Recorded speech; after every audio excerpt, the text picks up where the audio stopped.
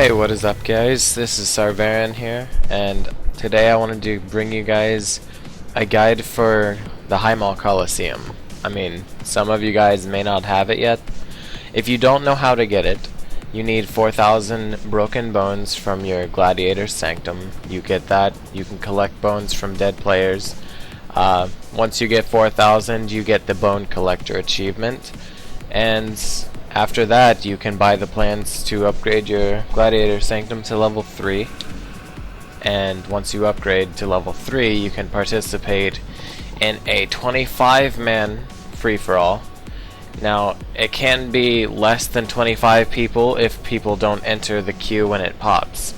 I've had times where it was like 13 players, and I've had the full 25. And I can honestly say it's better with less players. But I wanted to give you guys a guide on this because it is very hard to do as demo. You have to have the correct talent setup, in my opinion, to even come close to winning.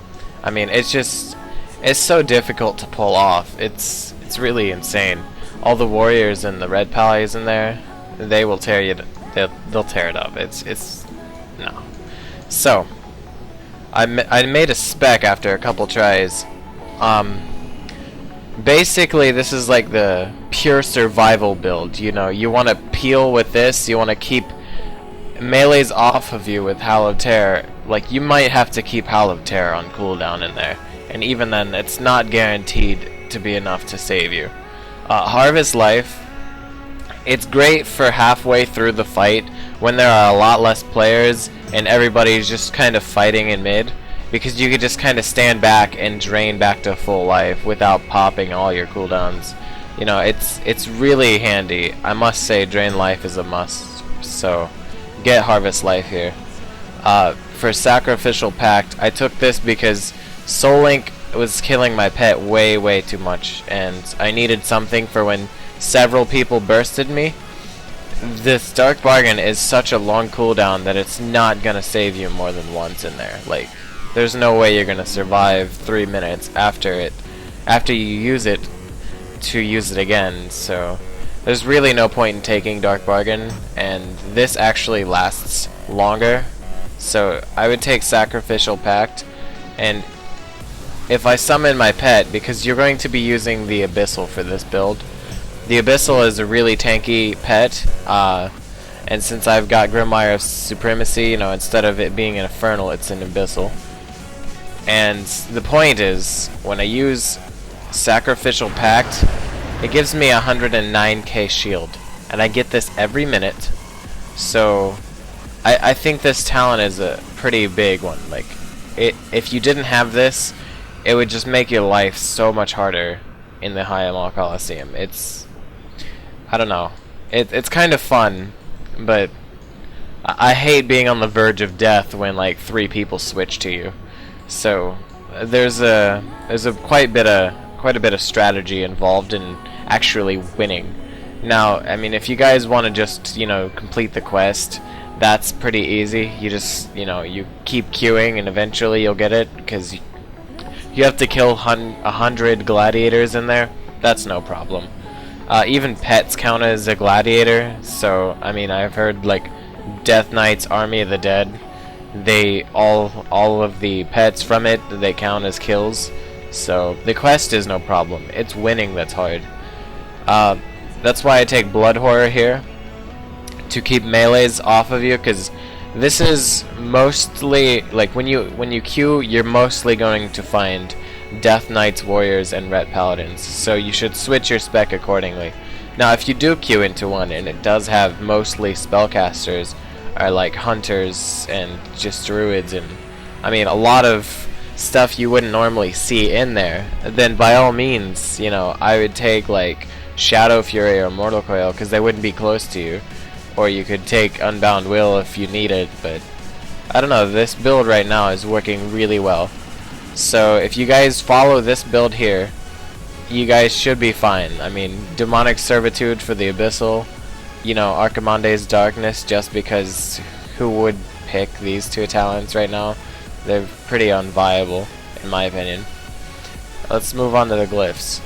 Alright, we got Imp Swarm, obviously. This is to keep up pressure, and whatever your imps hit counts as a kill for you. So like it's kind of nice having imps up all the time. And when you get in there, you want to tag as many people as you can. Just, you only have to hit them once.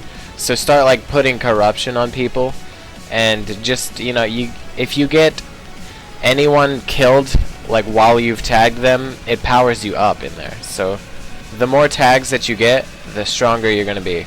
The drain life glyph, because as I was explaining earlier with the harvest life talent, drain life is just amazing here, because if no one is on you halfway through the fight, you could just drain somebody back up to full health, and then, you know, it's like restarting the fight for you. This is a must-have glyph too. Health funnel. They love to kill your pet in there, so put that on a easy keybind to use, and just keep this on cooldown. It heals them for 20k. You just gotta keep this up, because I mean, if your pet dies, you cannot sacrificial pact as efficiently, and they're gonna go for you instead of your pet. Your pet's more or less a distraction.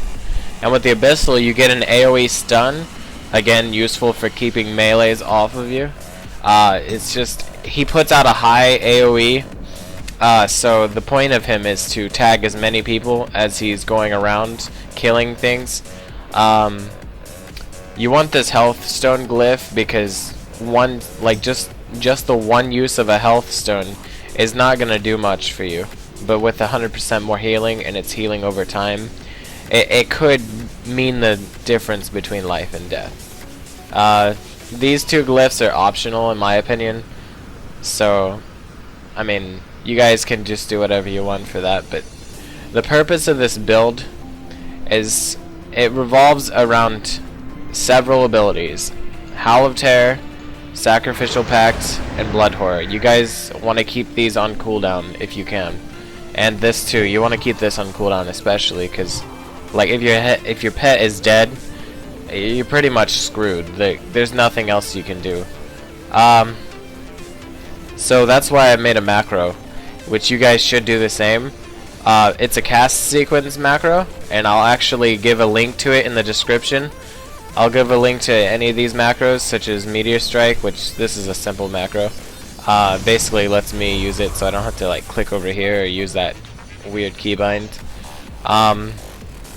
But this cast sequence resummons him, so when they die, and if I was spamming this and they still killed him, then they hit him with a lot of damage, so I need him back right away, because I mean, ideally they would want to hit me with the rest of their damage in their burst after my pet's dead.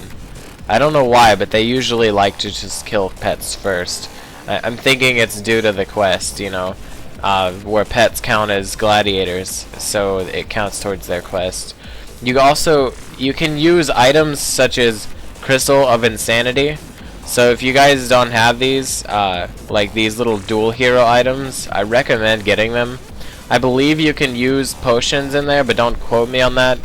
I haven't tried yet, but that could be a thing if I do get one. The best item I currently have for that Highmaul Coliseum is when I first won, I got Unleashed Mania, and this item increases my damage dealt by 75%. That is a lot. It increases my maximum health by 75%. That is, again, a lot. And it reduces all healing received by 100%. Now, this, it could screw you over, or it could help you a lot. So I wouldn't use it if you're being trained hard, because chances are you're gonna need healing. You're gonna need your shields. You're gonna need everything you have. But as soon as you're not the target anymore, or if you're not the target at the start, you could just pop this. And assuming you guys get this is a 23% drop from the chest after you win in the Highmaul Coliseum. So good luck on getting this, guys. But it's not really a requirement for this. Like, I mean, you guys should be doing fine here. I just wanted to help you guys out. with this build, and I'm actually gonna show you guys. I'm gonna try to record some Highmaul content, not in this video, but possibly later, because right now my FPS isn't that great. I want to get a day where I have some really good internet and stuff, so that way it's not completely lagging, and it just looks like such bad content for you guys. If you guys still want to see it, let me know in the comments below in this video, and I will definitely try to record if you guys really want to see it. I mean, despite the FPS, because I know that's an issue for some people. They don't like watching videos with low FPS, and I totally get that. I don't like watching low FPS videos either. But I hope I helped you guys out, and before I end this video, I want to talk about the main strategy, not of this build, but of winning Highmaul Coliseum. This goes for any class you are. No matter what class you are, you can do this. All you have to do is get a certain mentality about you. When you go in there, you don't know any of those people, and those people don't know you, so they have no reason to like you or anything. What you need to do, though, is you need to build an alliance of betrayal, really. All you have to do is whisper. Don't ever talk in the chat, because some people, they go for those who talk trash in the chat, and you'll be the first person to die, really. So just kind of sit back, you know, be a passive aggressive type dude, and whisper as many people as you can at the start before the fight even begins, because you got like 3 minutes, you know, 2 minutes in the elevator waiting time, and then a minute up top, so you guys got time to do this. Whisper as many people as you possibly can and try to get them on your side, and then pit them against one other person or several other people. Like, if you whisper guy X and you tell him to help you fight guy Y, and that you won't attack him and that he shouldn't attack you until guy Y is dead, you can then whisper guy Y and then tell him the same thing about guy X, and now you have guy X and Y fighting, and they're not going to attack you because they both think that you're their allies. And as long as you don't attack either of them until one of them is dead, you've really not betrayed them, which you kind of did because you killed the winner. It might sound pretty cheap to do this, but having alliances on your side, like just the more people that are on your side for you, is better, because it's really hard to do. This Highmaul Coliseum is really hard to do when you have no help from any other source whatsoever. I actually queued in with a Warlock. We queued at the same time and got the same pop, so he helped me win. He helped me set up this, basically what I told you guys, you know, get guy X to fight guy Y and vice versa. He helped me set that up because there were like 23 people in ours, and at the end of the Highmaul Coliseum game, it was just me, him, and a hunter left, and the hunter felt pretty betrayed when we killed him. But we pretty much killed the winners of all those little fights throughout the entire game. And this Warlock's name is Akthal. So, I mean, this is to you, man. Thank you so much for helping me. If you see this video, it was really great. I couldn't have done this without you guys, or without you. So, yeah, man, it was just, the games were awesome. I wanted to show you guys the achievement you get for this. I believe it's under Garrison. It's a weird, they have a weird place to put it. I don't know why. Let's see if I can find it. No? Oh, there's the Bone Collector achievement. But yeah, you need 4,000 bones from your Gladiator's Sanctum to get this. It was a feat of strength. The Last of Us, become the last gladiator standing in the Highmaul Coliseum. So once you get that, you get this Lord of War, as you can see beside my name. I love this title. It is awesome. So, I mean, good luck on getting you guys' title, and you actually get a toy from this. I wanted to show you guys this, the Warlord's Flag of Victory. You can get that from the chest. There are other things you can get from the chest, but I believe this is 100% drop. I'm basically putting this in every corpse in the arena that I can.